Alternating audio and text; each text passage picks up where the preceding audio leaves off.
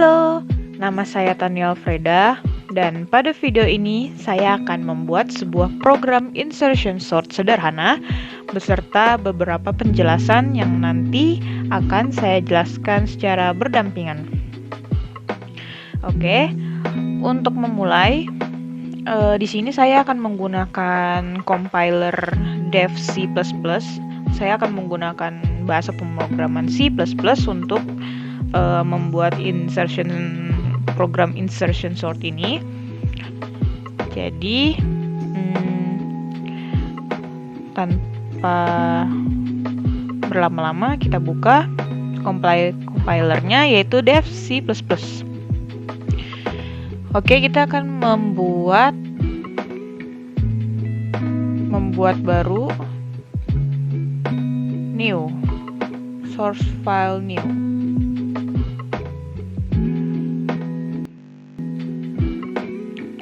Nah, di sini jadi jangan lupa kita akan membuat sebuah program insertion sort sederhana. Jadi pada awalnya mari kita ketik di sini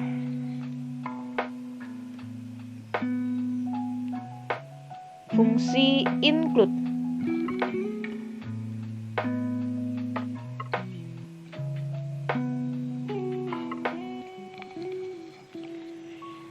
Jadi fungsi include ini adalah sebuah prosesor pengarah yang nantinya akan mengatakan kepada compiler untuk meletakkan kode dari header file ke dalam program.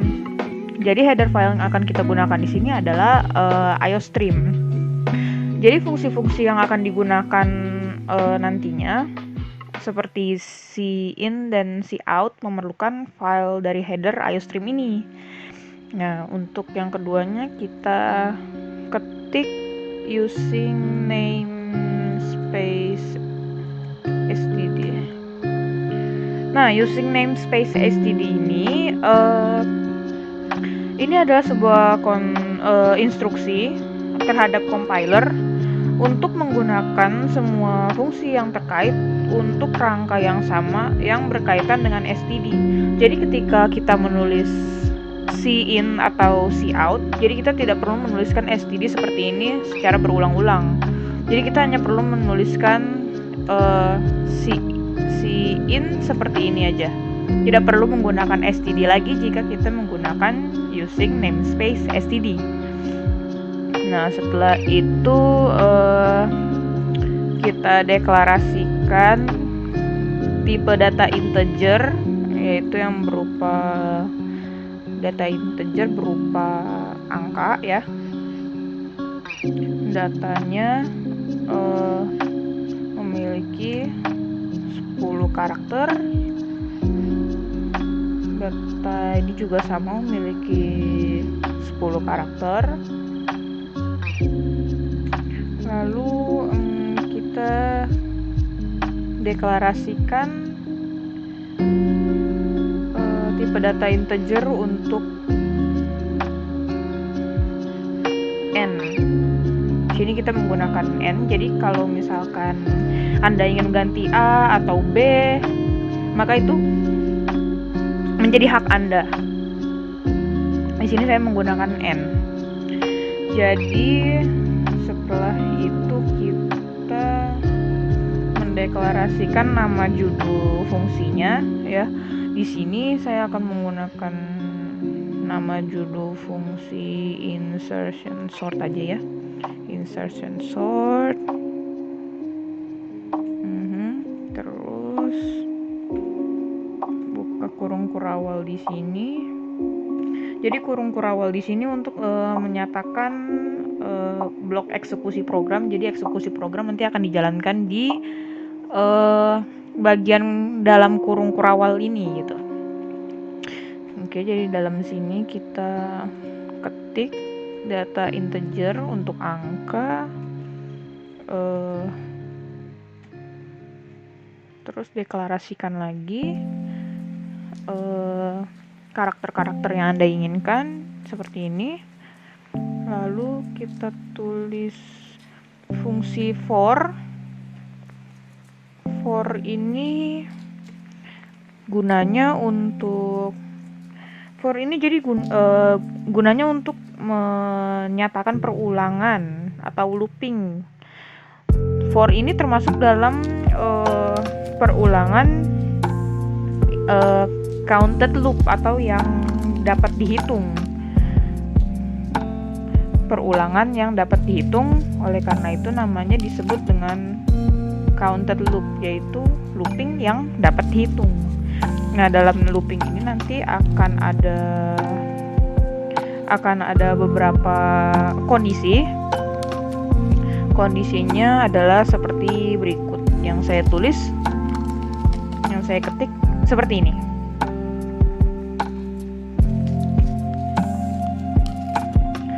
Untuk for ini, di dalam kurung for ini ada beberapa jenis kondisi.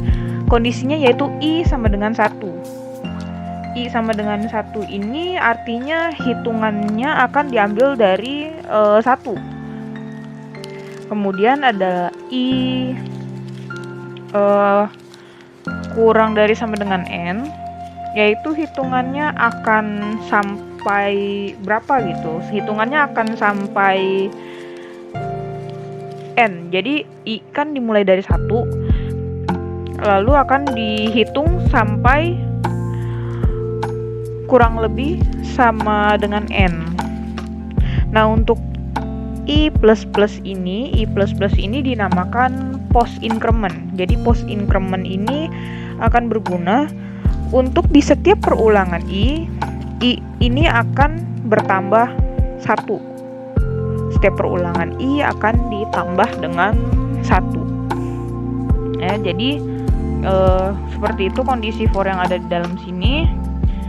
Jadi kita lanjutkan dengan pengisian data I. Jangan lupa untuk titik koma di bagian belakang, karena jika tidak ada titik koma maka akan dipastikan program yang Anda buat akan error, karena ini wajib disertakan dalam setiap baris program. Lalu kita akan tambahkan while di sini. While ini hampir sama dengan for. For ini digunakan untuk perulangan atau looping yang dapat dihitung atau counted loop. Tetapi dalam while ini sama seperti for, yaitu perulangan. Namun while ini jumlahnya tidak dapat dihitung, alias uncounted loop. Jadi untuk menggunakan while yang akan berhenti jika suatu kondisi terpenuhi. While di sini akan seperti itu. Makanya dimasukkan ke dalam uncounted loop sampai kondisinya terpenuhi, maka while ini perulangannya akan berhenti. Jadi seperti itu. Jadi di sini while juga ada beberapa kondisi yang harus dilakukan juga. Seperti kata saya tadi, while ini akan berhenti jika terpenuhi syaratnya. J lebih dari sama dengan 0. Lalu buka lagi blok eksekusinya, di mana data J akan ditambahkan dengan 1, akan diberikan nilai data J titik koma J increment. Jadi seperti yang saya bilang, ini I++ adalah post increment. Lalu di sini ada J min min. J min min ini apa? Jadi J min ini sama dengan I++, cuman hanya bedanya I++ ini post increment dan J ini post decrement. Jadi kalau untuk I++ ini setiap perulangan I akan ditambahkan dengan 1. Kalau dalam J ini J ini karena min akan dikurangi dengan 1. Jadi sama dengan ini, hanya berbeda tanda operator matematikanya saja. Seperti itu. Lalu data di sini, dimana datanya J plus 1 diberi nilai temp. Lalu deklarasikan lagi judul fungsinya, judul fungsi main, cout. Nah, cout ini adalah karakter apa yang ingin Anda tampilkan dalam layar, maka Anda bisa menggunakan cout. Dan cout ini menggunakan tanda petik 2 untuk menampilkan karakter dalam layar. Jadi apapun yang ingin Anda tampilkan bisa Anda tulis di dalam tanda petik 2 ini. Misalkan Anda ingin memasukkan nama Anda sendiri, misalkan apa? Uya misalkan. Nama Uya ini nanti akan muncul ke dalam layar. Jadi segala sesuatu yang Anda tulis di sini akan muncul di dalam layar. Oke. Jadi di sini kita gunakan untuk masukkan jumlah data yang ingin diproses. Nah, jangan lupa untuk tanda titik koma. Cout, lalu kita gunakan cin. Ada cout dan cin. Perbedaannya apa? Jadi cout ini kita gunakan untuk mengeluarkan output, yaitu berupa kata atau tulisan yang akan kita ketikkan di dalam sini. Cin ini berguna untuk memasukkan data. Jadi cin ini kita mintakan kepada user untuk memasukkan jumlah data yang mereka inginkan, yaitu berupa value-nya di sini n, nilainya n. Jadi user memasukkan data berupa n ini. Oke. Cout lagi n-line. N-line ini apa? Jadi n-line ini tuh cout n-line ini hanya untuk memberikan spasi saja gitu. Jadi kalaupun Anda tidak mau pakai juga tidak apa-apa. Jadi ini hanya untuk memberikan spasi saja. Kita lanjutkan dengan menggunakan perulangan for kembali seperti tadi.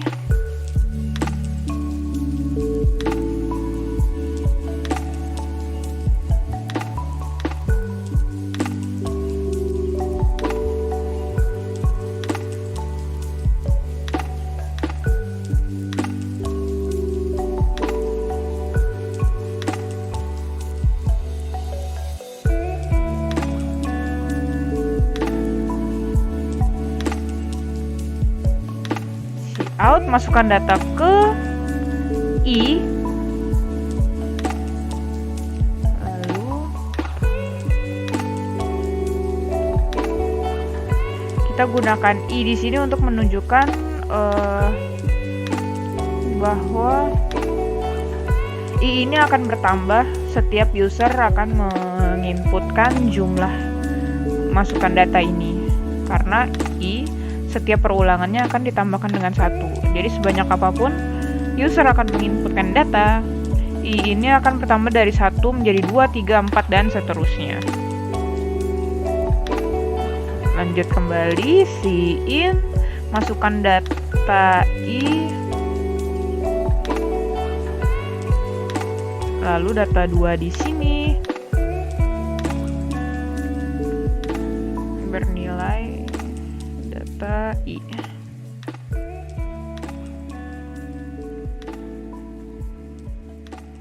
Lalu deklarasikan lagi di sini insertion sort, nama fungsinya, judul fungsinya adalah insertion sort. Lalu cout kembali.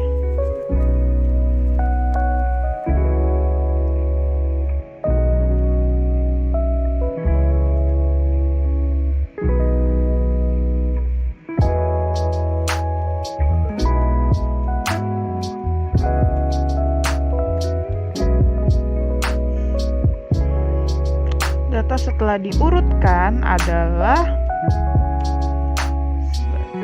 sebagai berikut. Lalu N-line untuk ganti garis.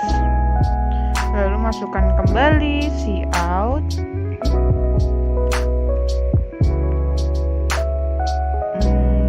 Kita beri tanda ini saja untuk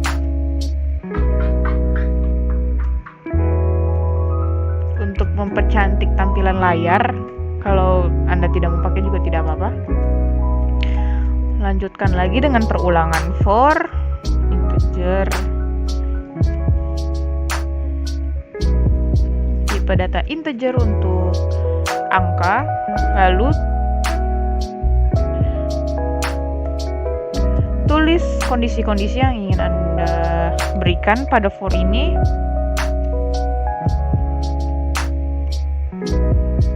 Lalu cout, tunjukkan data ke i ini, lalu berikan sedikit spasi.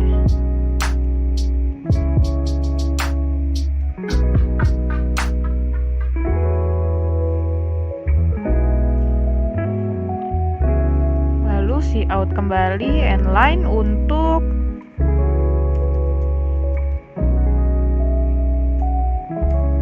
penggantian baris maksudnya. Jadi ini untuk menambahkan spasi pada baris. Lalu di sini return 0.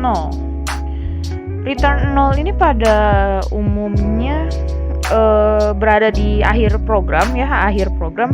Jadi return 0 ini untuk menyatakan bahwa hasil output yang program kita eksekusi fungsinya adalah 0. Jadi ini untuk menyatakan juga bahwa program yang kita buat berakhir dengan normal. Jadi di sini sudah selesai.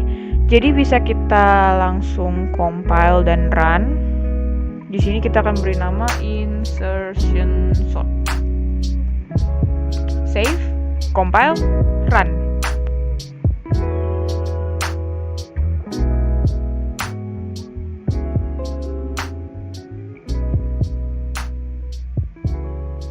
Nah, ini sedikit membutuhkan waktu lama ya, jadi bersabar sebentar.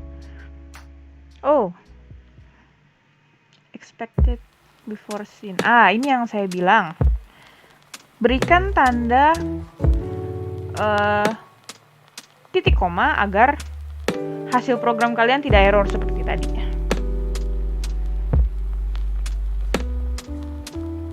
Nah, sudah berjalan, masukkan jumlah data yang Anda inginkan, misalkan 5. Data pertamanya adalah misalkan 7, 4, 2, 5, dan 9 misalkan. Data setelah diurutkan akan menjadi seperti berikut: 2, 4, 5, 7, dan 9. Jika hasilnya menjadi seperti ini, maka dapat diartikan bahwa program yang Anda jalankan bisa berfungsi dengan baik. Dan contoh insertion sort, program sederhananya adalah seperti ini. Oke, kita exit. Nah, jadi sekian program insertion sort yang saya jalankan. Dari saya cukup sekian dan terima kasih telah menonton video saya.